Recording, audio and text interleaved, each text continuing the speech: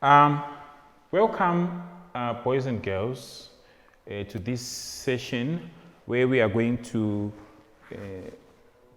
wrap up equilibrium and answer typical examination questions on the applications of the concept of equilibrium.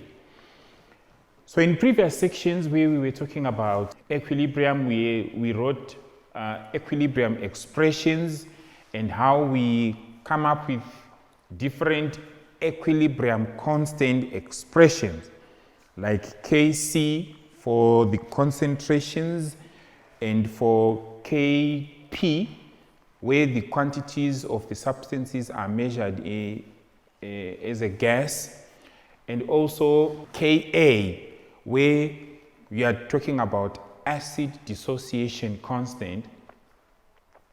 And we also emphasized on when we have got a heterogeneous and a homogeneous reaction in which we have got substances which are in different states, how you deal with them, especially where they are solids and liquids which are in the pure form, how you make an intelligent decision of how to incorporate them or not to incorporate them in an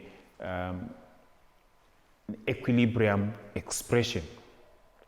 So today let me quickly take you through something which is a little bit beyond your level, but it helps you to understand when you are faced with a situation where you've got more than one equilibrium equations you are dealing with. So like let's say for example, where you are combining equations of two different reactions taking place concurrently. We are saying when we have got two or more equations which are added to yield a net equation, where do we usually come across this? When we are dealing with oxidation and reduction processes, we see that we do break down or split the equation to show the oxidation process and then the reduction process, and then you could see that at times both the two reactions are occurring at different rates, and also their equilibriums are not uniform as a result of their different rates at which they are occurring.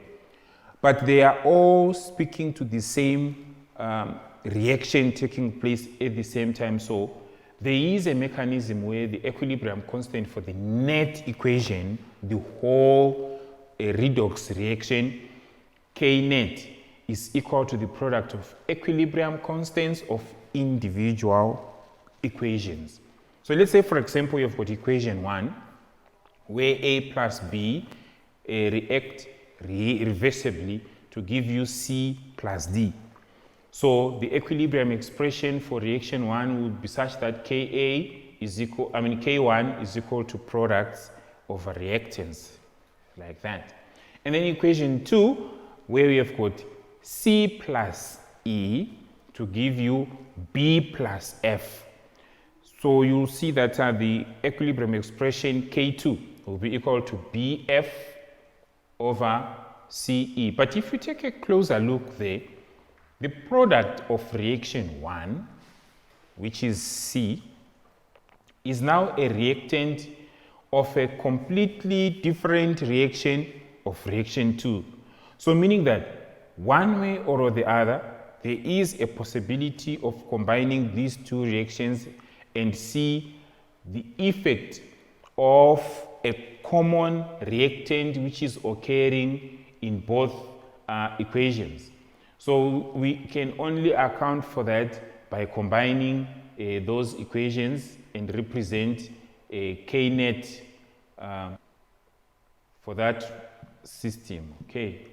So what we are simply saying is that if you combine the equations and the equilibrium constants, we are saying the net equation will be such that A plus E will give you D plus F. Where is that coming from?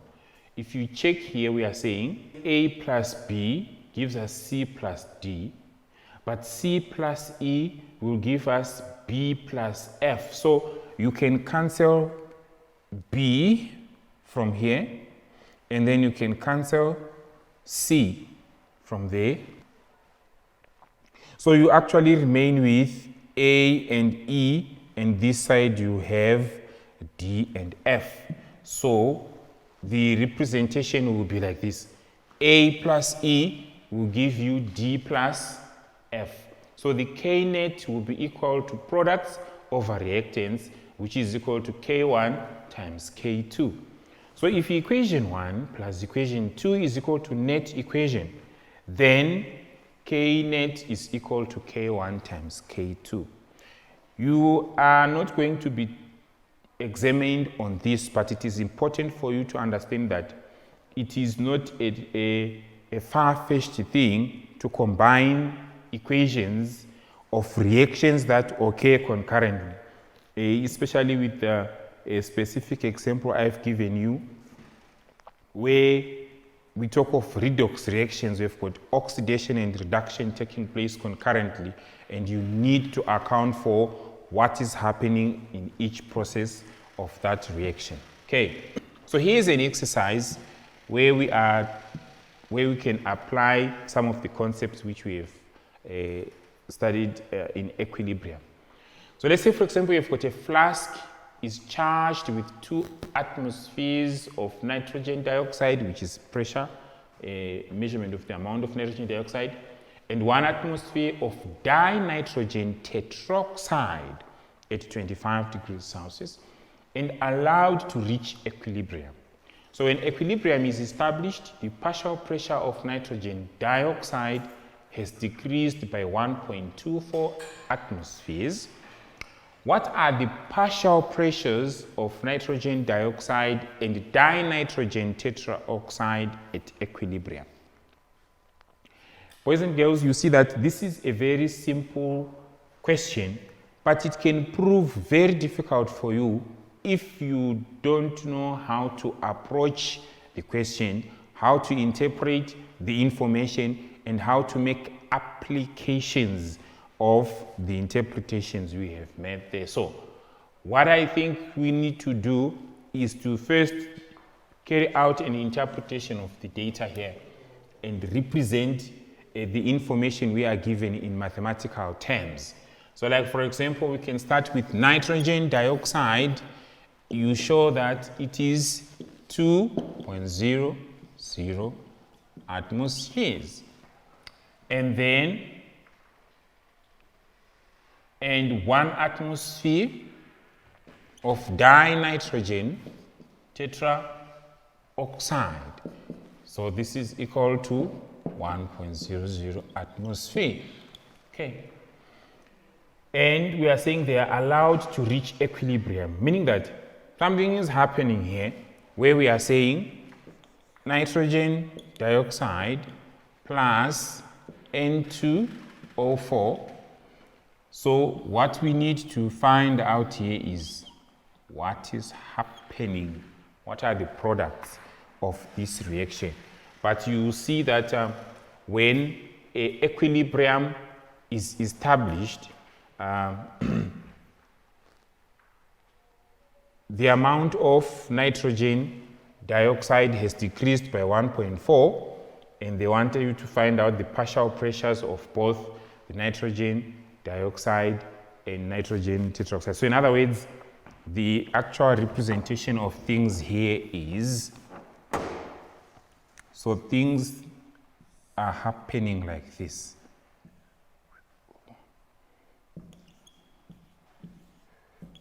Okay.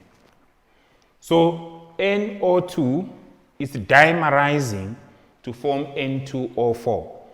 And then, given the conditions, this can also break down to give you that. So there are things happening interchangeably.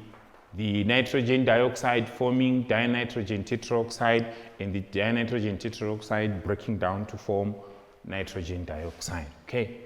So we are saying at equilibrium, the pressure of nitrogen dioxide decreased by 1.24.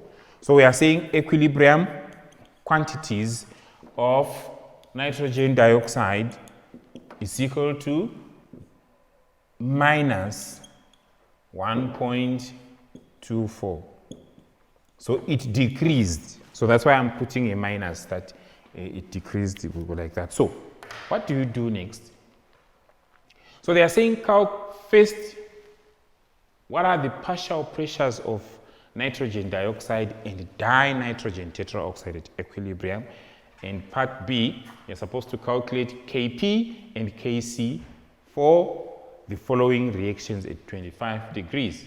So this is the reaction where we are saying nitrogen dioxide dimerizes to form that.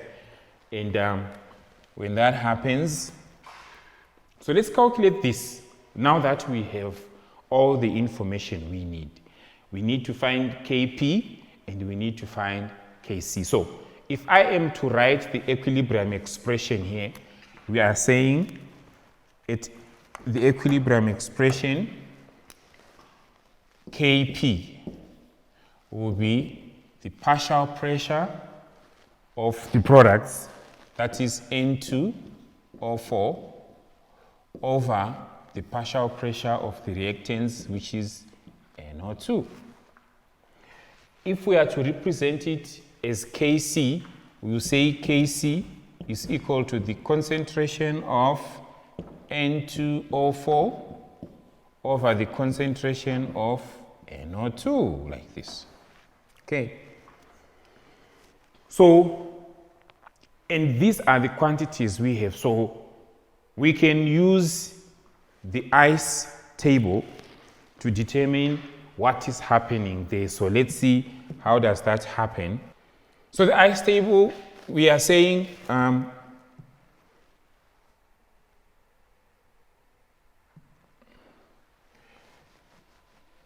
NO2, it's in equilibrium with N2O4, two of these, right? So with ice table, we are saying initial, the change, and then at equilibrium, what's happening?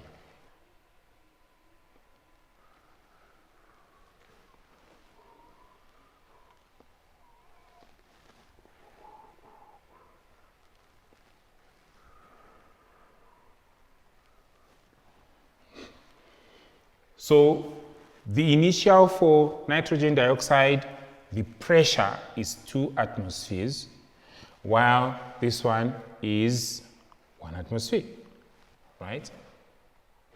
And then the pressure of NO2 is changed by minus 1.24.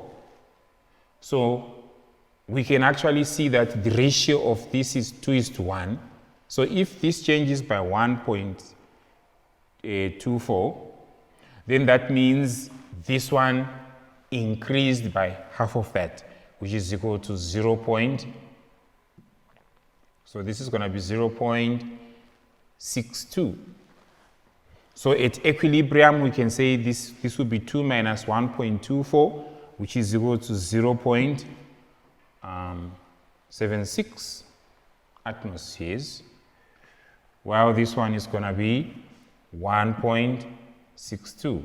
So remember, these are all pressures. Okay. So if you carry out some calculations using the partial pressures, you can actually find out that the equilibrium concentrations Kp is equal to the partial pressure of the product, which is 1.62 divided by 0.76. And then you will find the partial pressure is 1.62 divided by 0.76.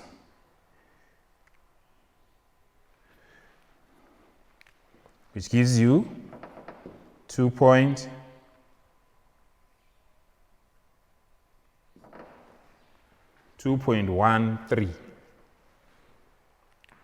is the Kp value there. Okay. Now, if we move on to, let's see. So Kp, they find out Kp is equal to 2.80. We got 2.13 there. I don't know what they do here. Yeah, it's the same values. But anyway, it's fine. So if you are to calculate Kc, you have to change the pressures into concentration. And how do you do that? There are a lot of calculations which you have to do involving conversion of pressure to concentration. We know very well that PV is equal to nRT. So you have to find out that at that pressure, how many moles are there, of which we know that 1 mole of any gas at room temperature and pressure is equal to, at standard temperature and pressure, because we are given this at 25 degrees, which is standard temperature and pressure. It occupies a volume of 22.4 dm cubed. So if the equilibrium pressures are such that this one is 1.62 and this is 0.76, make volume subject of the formula. So if PV is equal to nRT, then it means that V is equal to nRT over P. Okay, so when you find your V, then you substitute it and find the volume there, and then you convert the volumes to concentration, where concentration is equal to number of moles over volume. And then you use your Kc to determine the concentration. Now, if we are to use all this information to answer a typical examination question, boys and girls, you see that question 6 is saying, the equation below represents a hypothetical reaction that reaches equilibrium in a closed container after 2 minutes at room temperature. So we need to take note of this information. The time we are given, delta T, is going to be 2 minutes. And then the temperature is going to be room temperature. Room temperature, it can change anytime, but we usually approximate it to 21 degrees or 18 degrees. So the letters X, Y, and Z represent the number of moles in the balanced equation. So we've got A in aqueous solution reacting with B in aqueous solution to give us C in aqueous solution. And we are saying the graph below shows the changes in the number of moles of reactants and products versus time during the reaction. So graph of number of moles of reactants and products versus time. Here we are having our number of reactants and products starting from 0 down to 16. Let me do this. Okay. And then time starting from 0 to 8. And this is time in minutes. So here's the question. Define a dynamic equilibrium. So we explained all the concepts around equilibrium, and we also distinguished the various parameters which we consider. And I want you to take note that this is just for 2 marks. So your answer is supposed to address the question enough to get you 2 marks. So we know very well that dynamic equilibrium is achieved at a stage when the rate of the forward reaction equals the rate of the reverse reaction. Meaning that the concentration of the reactants and the products is no longer changing, it's constant at equilibrium. So both the forward and the reverse reactions, they are taking place at the same rate. And we call that a dynamic equilibrium. And your emphasis of those 2 significant points is what will contribute towards the 2 marks. One, we are saying the stage in a chemical reaction at which the rate of the forward reaction and the rate of the reverse reaction is the same or is taking place at the same rate. That gives you 1 mark. The second mark, you get it from talking about the concentrations, where you are saying during the dynamic equilibrium, the concentration of reactants and the concentration of the products remains constant. It's no longer changing. Okay. Now we are told to use the information in the graph and write down the value of x. This is very simple, comrades and friends. If you come here, you are told, if you look at your equation, x and y and z. So A, the graph of A is this one. So initially it's at 16. And we are saying this is the number of reactants and products in moles. So initially this is A, and A is starting at 16. So for your value x, is it going to be 16 or what? How are you going to determine what's happening there? So you actually have to perform a small calculation. Let's see. Okay. Number of reactants and products per mole. So here you are. You will see that it's starting from 16, and after 2 minutes, this reaches 8, and then after 4 minutes, it's still at 8, and then it increases again, meaning that the reverse reaction is taking place. Okay. So we are simply saying that if you use the information in the graph and write down the value of x, you will find out that your value of x is equal to what? Is equal to 16 there, like that. The initial concentration of x. But at equilibrium, when we have reached equilibrium, you actually see that the value of x is reached at point when the concentration of their number of molecules is 8, while that the time taken for the concentration to remain constant is 4. So if you say 8 divided by 4, it gives you 2. So your actual value you're supposed to represent there is going to be equal to 2. Okay. So the value of y, remember this is at equilibrium. The value of y, if you check at the graph of y, it goes along with b. So here is b. So if you look at this, the graph is going down, it reaches equilibrium at 2, and then maintains the same concentration up to 4 minutes. So if you divide, if you subtract 8 minus 4, it gives you 4. Divided by 2, it will give you, no, sorry, not divided by 2, divided by 4, then it will give you 1. So the amount of, the value of y here is going to be 1. And then for the third one, for z, if you look at z over there, it follows the substance C. So at 2 minutes, you can actually see that it's now at 12. And then from 2 to 4, it maintains the same concentration. So if you divide 12 divided by 4, it gives you 3. So your value of z is going to be equal to 3. Okay. And look at this. These are very simple things, 1 mark each. So it shouldn't take you a long time to determine what's happening there. Okay.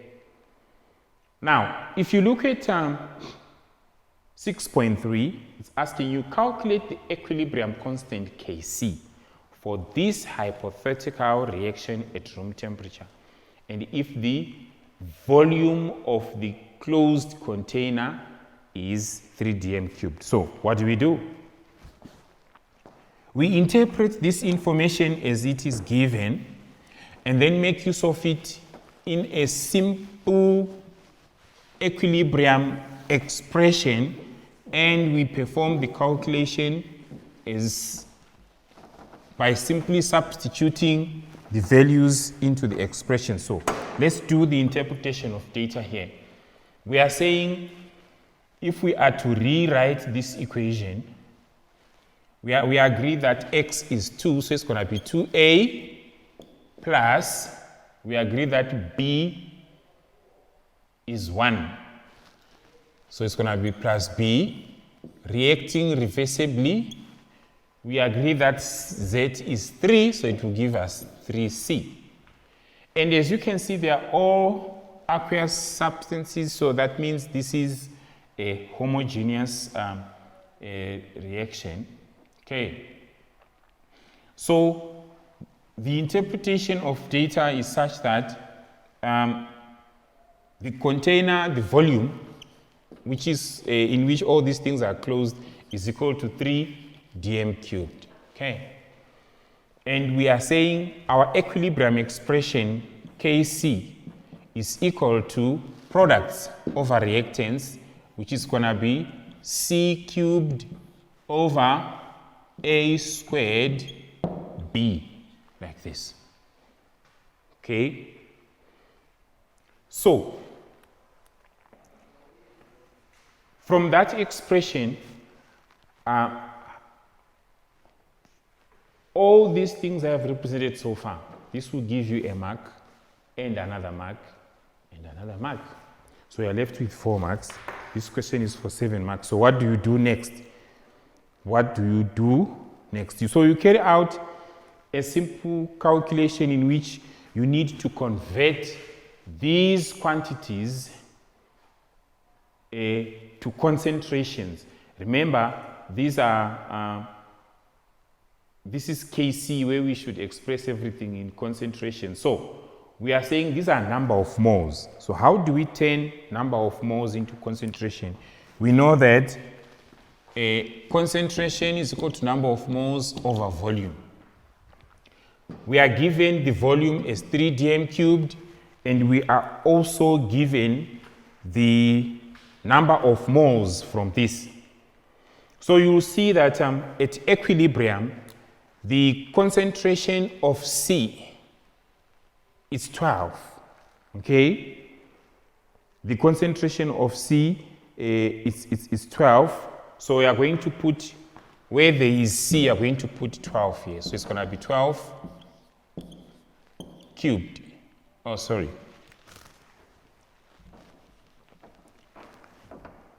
So this is going to be 12 moles over V, which is 3 dm cubed. So this will give you 4 molar. So this is the concentration of C. So we need to find concentration of B and concentration of A here. So if you take a closer look at B, we are saying at equilibrium, which starts at T is equal to 2, the number of moles is 4. So if we are to put a 4 over 3, it will give us 1.33 molar. Okay, that's for B. And then for A, you can actually see that the concentration of A at equilibrium is 8. So, not so the number of moles, sorry. So we need the concentration. So the concentration is going to be 8 over 3. So these are moles and dm cubed. So this is going to give us 2.67 molar. So what you do next, we are saying Kc expression, we deal with concentrations here. So we now have our values which we have determined from the number of moles and also the volume we are given.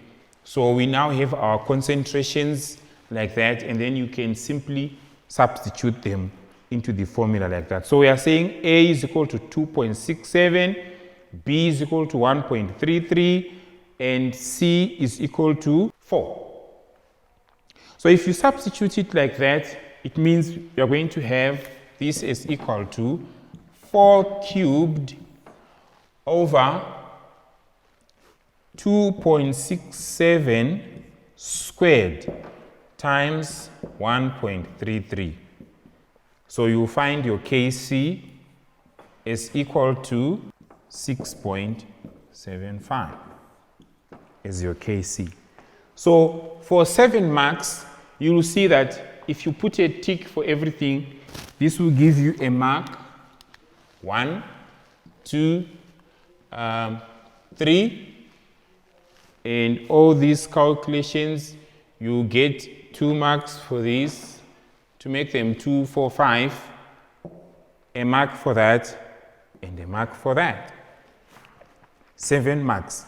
So you really need to know how to lay down your calculation such that you get these marks as allocated. Okay.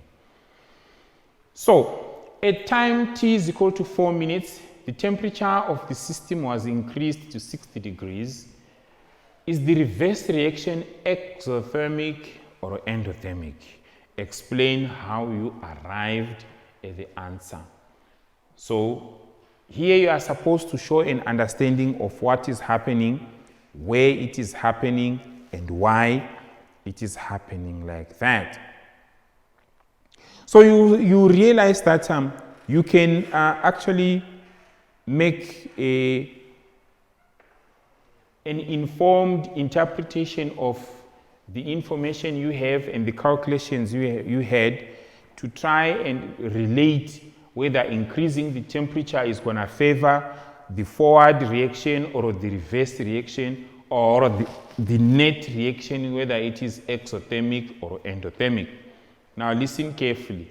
If we look at the initial statement here, we are told that the equation below represents a hypothetical reaction that reaches equilibrium in a closed container at room temperature.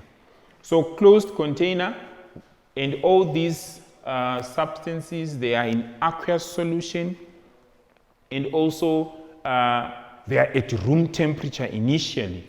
So now that they are all liquids, both the reactants and the product, they are not necessarily gases which are going to be changed by increasing the temperature or not. So we need to figure out what is happening with A and B if we play around with temperature. So we are going to notice that our interpretation will lead us to conclude whether this reaction is exothermic or an endothermic. So we are simply saying that the reaction, it favors a reverse reaction here. If you look at the amounts of the reactants which are being produced at equilibrium. So you see that C, our product, it's got 4 of them. It's 4 molar, while B and A, if you sum them up, 1.33 plus 2.6, it will also, you see that the reaction is more stable in a reversible reaction. So meaning that if you increase the temperature from the graph here, you can actually see that at T is equal to 4. If you increase the temperature, the amount of A starts increasing, meaning that the products are decomposing to form A. Reactant B, it also starts increasing, meaning that as C is breaking down, more of A and B forms. And then for product C, the concentration was increasing, but if you increase the temperature at T is equal to 4, the concentration starts decreasing rapidly, meaning that this reaction it is an exothermic reaction. It doesn't favor an increase in temperature. If you increase the temperature, the product will break down to form a thermodynamically stable product. So for that reason, we can actually see both from the graph, from the values of our concentrations, and from the representation of the equation, that the reaction favors a reverse reaction, and an increase in the temperature as observed from the graph favors the formation of the products of the reactants as the product breaks down. So, in conclusion, we can safely say this whole reaction favors an endothermic reaction. So, it is important for us, boys and girls, to understand and see that it is important for you to interpret the information you have correctly and use it in the correct applications so that we can make sense of this. So if you look at this question, a typical examination question we have just done here, it's from a past paper, 2018, May, June, paper 2. So you can actually see that this whole question 6 has got 15 marks. But without a good background of the concept of equilibrium, you won't be able to make those intelligent deductions of what is happening on this graph. With what is happening on this graph, and also relating what is represented there to the equation that can help you to answer all these questions is presented here.